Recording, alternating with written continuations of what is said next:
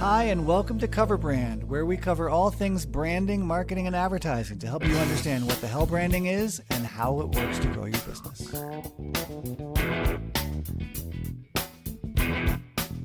Welcome back to Cover Brand. I'm Ethan Decker. Today I have my friend Stephen Bell on. Stephen, how are you? I'm doing great, Ethan. How are you? I'm all right. It's early on a Monday, so there's time. There's time for other things to happen. We It's an shall see. exciting week. It's spring break around here, so Oh, good. Oh, good. So tell me, do you have a cover song or cover band story for me before we start about branding? I do actually. So 20 some odd years ago, right? There's a little rock band, punk band called Alien Ant Farm that covered Michael Jackson's "Smooth Criminal," and that's their first release song. Really? I love it. I love it. How bold it was, right? They go after "Smooth Criminal." They go after Michael as their first song off their first album. Nice. And do they really make it their own? They do absolutely. Yeah, Yeah, yeah, yeah. that's one thing I really dislike is when a band covers a song and it's just too close to the original. They're just kind of it's like karaoke at that point. Right. No, they rip on it. Yeah, it's great. So it's Heavy a heavy punk guitars version. and drums. Yeah, Nice, yeah. nice. Yeah, there's another cover band I love called Me First and the Gimme Gimmes. Oh. Yeah, so I'm looking up Alien Ant Farm's Smooth Criminal, and you're gonna look up which one should we do? Um, Rocket Man, Me First and the Gimme Gimmes, Rocket Man. It is that song, by the way, can be played in almost every genre, but they turn it into an angsty punk anthem, and I love it. I love that stuff. Yeah. I miss punk. I know it's around here and there, but, I miss dive bar punk. Yeah, well, I also miss being 20 and going to dive Maybe bars. that's what I'm thinking about. That's what you're thinking about. You can still listen to the music, it won't be the same. Let's talk branding. Let's cover some Okay. brand stuff. You had a question for me. We talked a bit earlier. What was your question about when it comes to marketing and branding? So the question is small business, right? Okay. Working with really long sales cycles with generally, medium-sized businesses. How do I stay memorable? How do I stay, in front of them, with small business issues as they are? That's such a great question because so many people have it. How do you even stay in people's minds? And as you said, especially if you have a long business cycle, a long sales cycle, like a lot of B2B brands do. So we're going to zoom out for 1 second to talk All about right. Coca-Cola, which you'd think doesn't have this problem. Coke is maybe the most famous brand in the world. Well, at least until now, Apple or other things. But Coke is pretty darn famous in every Yeah. corner of the world. You can go to mountaintops in Peru and you can see a bodega with a Coke logo painted on the side. Even Coke has to stick in people's minds in between purchases. And those little bodegas in the mountains of Peru are a good example of that because, Coke is maybe not something people buy every single day. I mean, in some places it is, but in a lot of places it's not.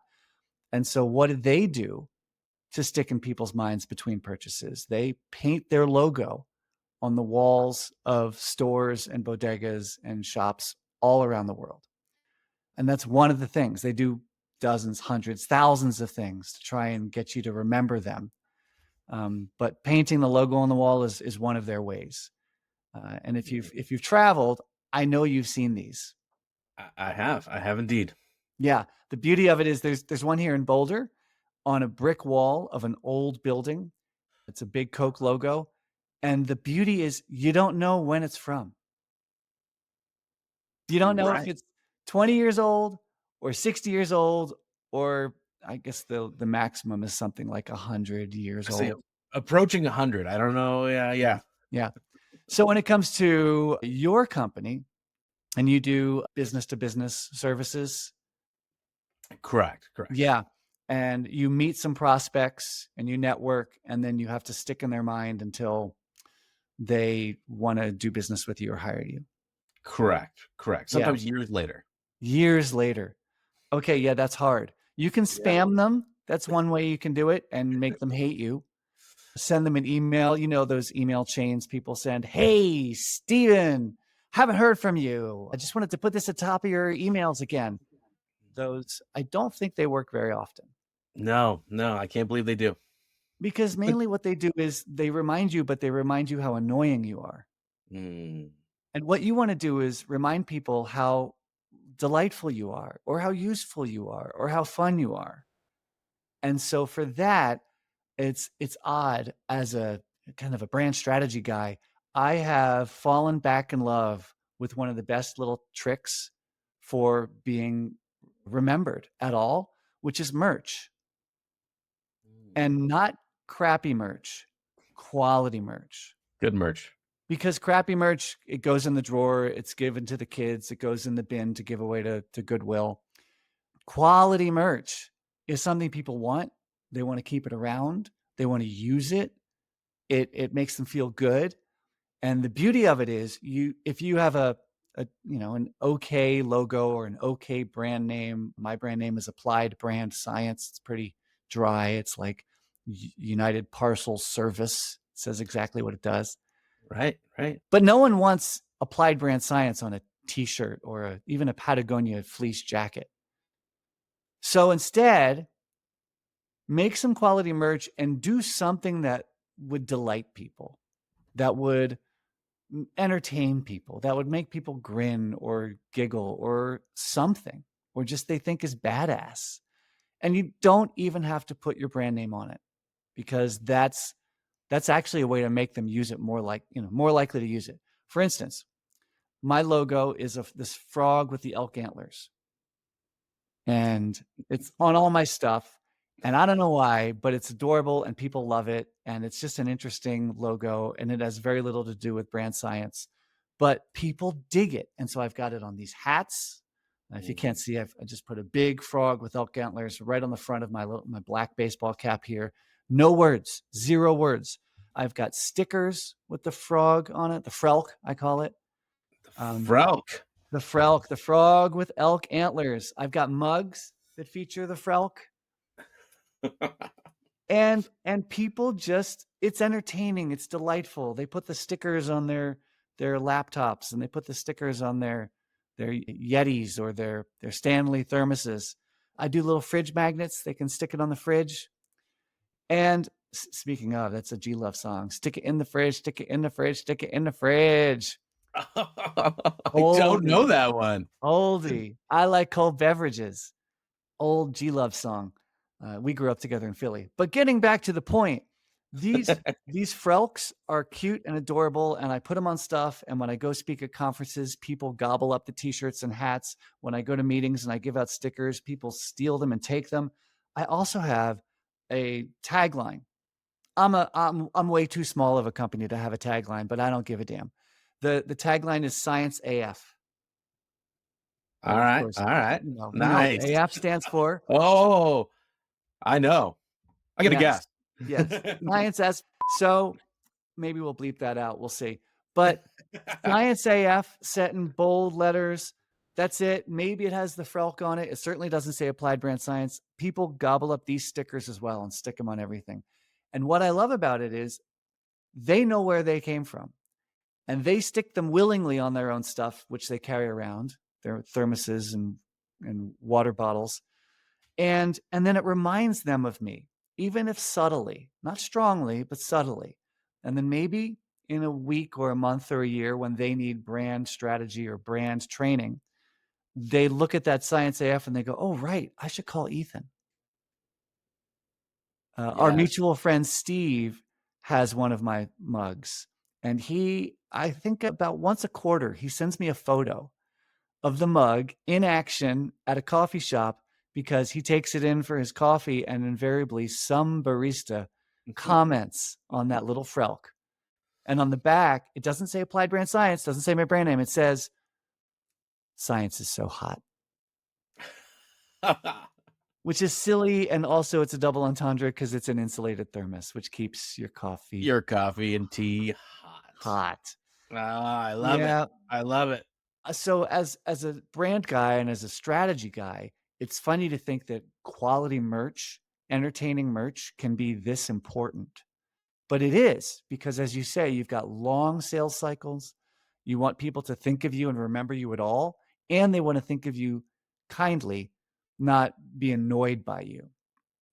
And then, frankly, if they like it, if you give it to them and there's a moment of connection, it also gives you an excuse to call them back later and say, "Hey, how's that Yeti holding up?" Or, "Hey, I hope your hat isn't covered in slathered in sunscreen or lost in a fly fishing creek that you've been to," or something like that, just to check in.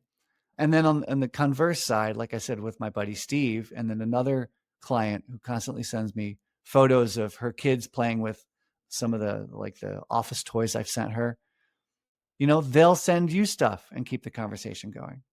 So it's an oddly small and specific trick for a very big, serious strategic problem, which is using quality merch to get people to think of you at all between sales cycles. So that's one lever you can pull, and I call that a lever because you don't have to do it, but it's a good lever to pull.